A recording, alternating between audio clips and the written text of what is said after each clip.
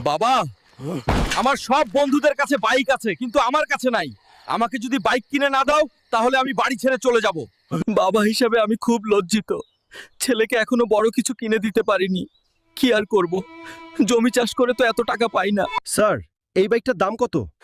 এই বাইকটার দাম 5 লক্ষ টাকা, কিন্তু এগুলা কেনার স্বপ্ন না দেখাই ভালো, কারণ আপনারা তো গরিব। চেয়ারম্যান সাহেব, আমাকে আপনার এখানে একটা কুলির কাজ দিবেন? আমার টাকার খুব প্রয়োজন। এই বয়সে এসে আপনি কুলির কাজ করবেন?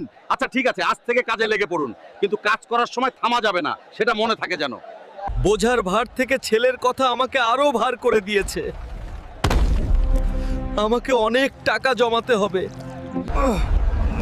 মাথাটা ঘুরছে। চাচা, আপনি ঠিক আছেন? আমার ছেলেকে এই টাকা দিয়ে বাইক কিনে দিও, আমি মনে হয় আর বাঁচবো না।